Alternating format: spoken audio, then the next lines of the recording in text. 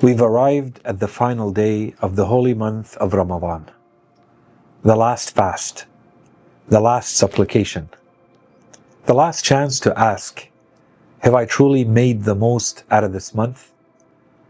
As we reach the end of this sacred journey, our hearts are filled with a mix of emotions, gratitude, hope, sadness, perhaps even regret. Did I do enough? Were my fasts accepted? Did I truly change? Or will I go back to my old ways? Today's supplication is a beautiful and powerful conclusion, one that reminds us that this is not just an ending, but a new beginning. It's a supplication of gratitude, thanking Allah subhanahu wa ta'ala for having allowed us to witness and complete this holy month. It's a plea for acceptance, asking Allah subhanahu wa ta'ala to approve our fasts, to approve our prayers, to accept all of our acts of worship. And it's also a commitment to continue the journey, not just for the 30 days, but for life. Because true success in the holy month of Ramadan isn't just about completing the fasts. It's about carrying the spirit of the holy month of Ramadan forward into the rest of the year. Let's explore how this final supplication helps us close this month with humility, with sincerity, and with hope. On day 30 of the holy month of Ramadan, we recite the following supplication. اللهم اجعل صيامي فيه بالشكر والقبول على ما ترضاه ويرضاه الرسول محكمة فروعه بالأصول بحق سيدنا محمد وآله الطاهرين والحمد لله رب العالمين. O God, make my fast in it accompanied with gratefulness and acceptance, according to what pleases you and pleases the Messenger, with its branches firmly established in its roots, by the sake of our Master Muhammad and his purified household, and all praise is due to God, the Lord of the worlds. This final supplication teaches us three profound lessons. To end this journey with gratitude, because we were honored to witness another month of Ramadan. To ask for acceptance, because deeds only matter if Allah subhanahu wa ta'ala approves of them. To ensure our efforts were firmly rooted so that the effects of the holy month of Ramadan stay with us long after it ends. The Holy Quran reminds us, لَإِن شَكَرْتُمْ لَأَزِيدَنَّكُمْ. If you are grateful, I will surely increase you. Are we truly grateful for the incredible opportunities that Allah subhanahu wa ta'ala gave us during this month? Are we seeking acceptance, knowing that deeds only matter if they are approved and accepted by Allah subhanahu wa ta'ala? Are we ensuring that our spiritual growth continues beyond these 30 days? Today's dua is a reminder that the holy month of Ramadan may be ending, but our connection with Allah subhanahu wa ta'ala should not stop. So we begin this supplication by asking, Allahumma ij'al siyami fihi bishukri wal qabul. O Allah, make my fast full of gratitude and acceptance.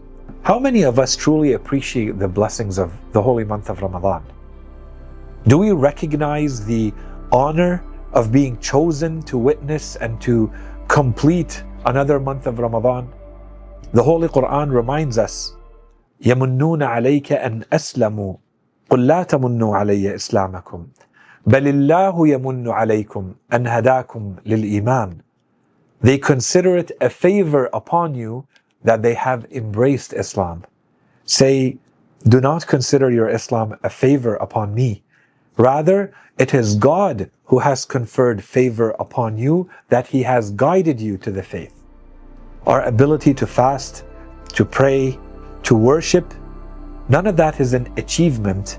It has to be seen as though it is a gift from Allah subhanahu wa ta'ala to us. If Allah had not given us the strength and the guidance and the faith, we wouldn't have been able to complete even a single fast. That's why Imam Ali, peace and blessings be upon him, says, gratitude protects blessings. Whoever does not thank for a blessing is at risk of losing it. Have we sincerely thanked Allah subhanahu wa ta'ala for this month of Ramadan? Are we showing gratitude not just in words, but in our actions? This dua is a reminder that gratitude is not just about saying Alhamdulillah or Ash-Shukrulillah. It is about living in a way that reflects our appreciation for Allah subhanahu wa ta'ala's mercy upon us. This supplication continues, عَلَى مَا تَرْضَاهُ وَيَرْضَاهُ الرَّسُولُ, according to what pleases you and pleases the Messenger. Have our fasts and prayers truly been pleasing to Allah subhanahu wa ta'ala? Or did we just go through the motions without real sincerity? As we have said throughout this series, the Holy Prophet, peace and blessings be upon him, and the purified members of his household warns us. Many people fast, yet their only share from fasting is hunger and thirst. Did we fast with our hearts or just with our stomachs? Did we truly change? Or were we waiting for the holy month of Ramadan to end so we can just return to our old ways? Imam Ali, peace and blessings be upon him, reminds us by saying the true fast is not just fasting from food and drink, but from all that displeases Allah subhanahu wa ta'ala. Did we fast from anger, envy, backbiting, arrogance? Did we use the holy month of Ramadan as a time to improve our manners, to refine our character, to cleanse our hearts and our actions? And secondly, did our relationship with the Holy Prophet, peace and blessings be upon him, and his holy family, and all the members of his household, did that relationship improve during the holy month? Are we proud of the deeds and of the actions, even the intentions that we're presenting to the Holy Prophet ﷺ during this month?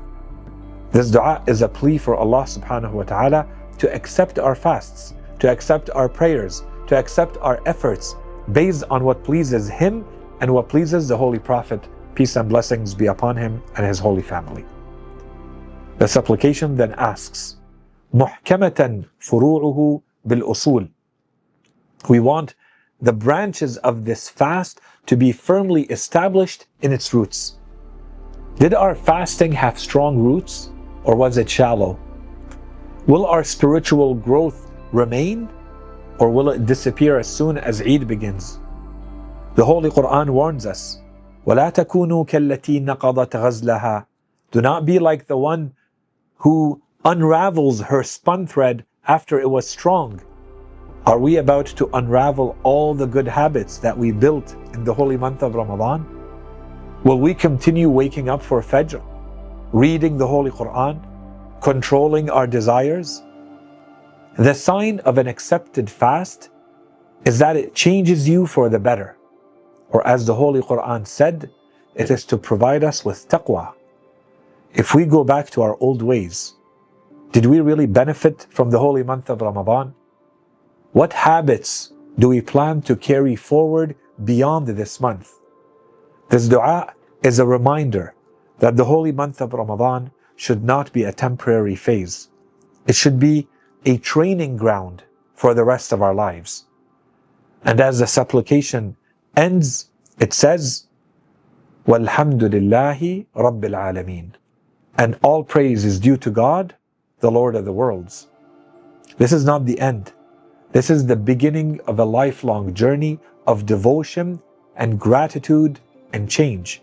Ramadan may be leaving us, but Allah subhanahu wa ta'ala is always near. May Allah subhanahu wa ta'ala accept our fasts, forgive our shortcomings, and keep us firm on the path of righteousness after the holy month of Ramadan has passed, so that we may witness the blessings of this month again next year. And may God's peace and blessings be with you all.